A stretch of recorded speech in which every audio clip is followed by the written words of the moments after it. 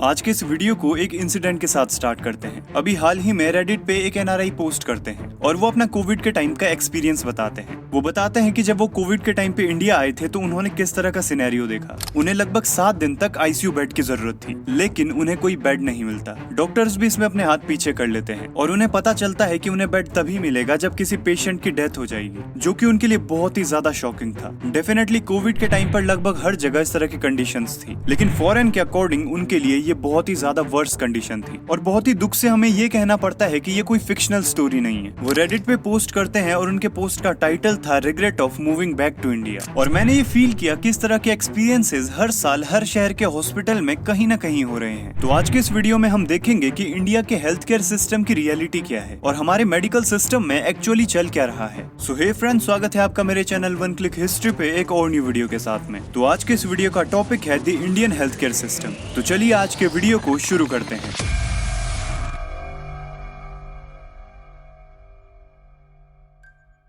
हमारे health care system में सबसे पहला और सबसे बड़ा इशू है बेड शॉर्टेजेस का। अब रेडिट वाली पोस्ट वायरल चली गई, तो हो सकता है ऐसा एक ही इंसिडेंट हो। और दूसरी बात ये कि वो कोविड के टाइम का इंसिडेंट था, लेकिन नहीं, इस तरह के इंसिडेंट को हम एक एक इंसिडेंट करके इग्नोर नहीं कर सकते। और इस बात में भी कोई दो राय नहीं है कि इंडिया के पब्लिक या फिर गवर्नमेंट हॉस्पिटल्स में इसी तरह की कंडीशंस हैं। अब जैसे जयपुर में स्टेट कैंसर इंस्टीट्यूट में केवल 170 बेड्स हैं, लेकिन डिमांड बहुत ही ज्यादा है, जिस वजह से पेशेंट्स को अलग अलग हॉस्पिटल्स में रेफर कराना पड़ता है। लेकिन एक्सपेंशन अभी भी चालू है, जो कि बहुत ही अच्छी बात है। लेकिन $4 ट्रिलियन की इकोनॉमी को अपना ब्रह्मास्त्र बनाने वाली कंट्री एक एक्सपेंशन पीरियड में जूझ रही है, जो कि शायद हमारे लिए काफी खराब चीज है। लखनऊ में एक एमएलए का 15,800 करोड़ का एक प्लान है, जिसमें 3 से 5 सालों में 5,000 बेड्स ऐड किए जाएंगे, साथ ही साथ एआई सिस्टम, ईओपीडीज और टेली आईसीयूज। लेकिन बुरा ये देख के लगता है कि न्यूज में आने वाली ये प्रोजेक्ट्स हमेशा फ्यूचर प्लान ही क्यों रह जाते हैं, और जिन प्रोजेक्ट्स पे काम स्टार्ट होता है उन्हें लोग पहचान ही नहीं पाते, क्योंकि 5,000 बेड्स बोल के 4 बेड्स पकड़ा दिए जाते हैं और आईसीयूओपीडीज का तो नाम ही नहीं, क्योंकि 3 से 5 सालों में जनता तो ये सारी खबरें भूल जाएगी और धांधली करने वाले 4 बेड्स पकड़ा के पूरे प्रोजेक्ट को सक्सेसफुल बता देंगे। उम्मीद है ये प्रोजेक्ट पूरे तरीके से सक्सेसफुल रहे। नोएडा डिस्ट्रिक्ट हॉस्पिटल में एक दिन में आने वाले पेशेंट्स का जो हाईएस्ट नंबर है वो 4,000 से भी ऊपर है। अगर और दिन मिला के इसका एवरेज 1,000 भी निकाला जाए तो उतने बेड्स तो वहाँ अवेलेबल होने ही चाहिए,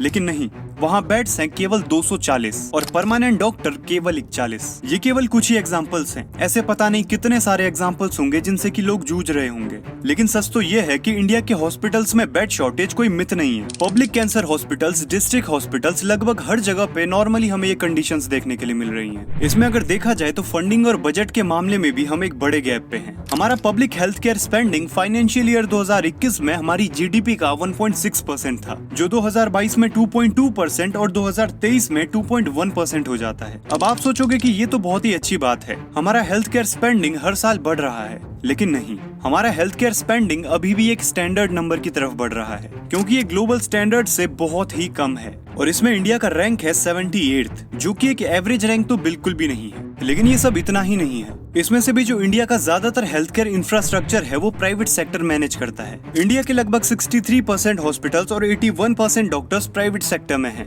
अब प्राइवेट हॉस्पिटल्स में फैसिलिटीज तो बेटर हो जाती हैं, लेकिन कॉस्ट बिल्कुल ही हाई, यानी बजट गैप पूरे तरीके से लग्जरी में रिफ्लेक्ट हो जाता है। क्योंकि जहाँ पे गरीब और अमीर हेल्थ केयर को पैसों के दम पे अफोर्ड कर रहे हैं, वो चीज पूरे तरीके से लग्जरी में चली जाती है। रूरल और अर्बन एक्सेसिबिलिटी भी लोगों के लिए एक बड़ा प्रॉब्लम है। रूरल एरियाज में डॉक्टर्स की डेंसिटी बहुत ही ज्यादा लो है। एग्जाम्पल के लिए बिहार में लगभग 0.3 डॉक्टर्स हैं पर 10,000 पीपल्स के ऊपर, जो कि बहुत ही ज्यादा शॉकिंग है, क्योंकि ग्लोबल स्टैंडर्ड लगभग 1 डॉक्टर पर 1,000 पीपल के आसपास है, और बिहार इसे बिल्कुल ही एक्सट्रीम लेवल पे ले गया है। अब रूरल एरियाज में डॉक्टर्स और हॉस्पिटल्स की शॉर्टेज के चक्कर में अर्बन हॉस्पिटल्स पूरे तरीके से ओवर क्राउडेड हो चुके हैं। दूर दराज गाँवों से लोग शहरों में इलाज कराने आते हैं, लेकिन उन्हें वहाँ क्या देखने के लिए मिलता है? लंबी लंबी लाइनें, शॉर्टेज ऑफ बेड और ऑब्वियसली गवर्नमेंट हॉस्पिटल्स का गंदा इंफ्रास्ट्रक्चर। और इतना ही नहीं, जो लोग दूर दराज के एरिया से आते हैं उनके लिए कुछ प्रॉब्लम्स अलग से हैं, ट्रांसपोर्टेशन, अवेयरनेस, रहने का अरेंजमेंट और बाकी कई चीजें। और इन सब चैलेंजेस को ऑलरेडी फेस करने के बाद वो लोग हॉस्पिटल्स के धक्के खाते हैं, और इसी रूरल अर्बन डिफरेंस की वजह से एक डबल इफेक्ट क्रिएट होता है। रूरल पीपल सही हेल्थ केयर तक नहीं पहुंच पाते और अर्बन हॉस्पिटल्स ओवरबर्डन में चले जाते हैं। लेकिन पूरी तरह भी ऐसा नहीं है है कि हमारे हेल्थ केयर सिस्टम ने केवल डिक्रीजमेंट देखा है। कई चीजें ऐसी हैं जिनमें हमने काफी डेवलपमेंट भी किया है और उनके फायदे हमें मिले भी हैं। आज से कुछ टाइम पहले आयुष्मान भारत करके एक स्कीम आती है और सीरियसली इस स्कीम ने लोगों को बहुत फायदा दिया है। इस स्कीम में हर एक पेशेंट को कुछ स्पेसिफिक ट्रीटमेंट्स के लिए 5 लाख रुपए तक की अमाउंट दी जाती है और अभी के टाइम पे आम आदमी इसका फायदा उठा पा रहा है। और साथ ही इंडिया का हेल्थ केयर सिस्टम फॉरेन के अकॉर्डिंग इजी एक्सेसिबल है। आप किसी भी टाइम पे हॉस्पिटल जाके बिना किसी बड़ी फॉर्मेलिटी के ट्रीटमेंट ले सकते हो, लेकिन फॉरेन में ऐसा नहीं होता।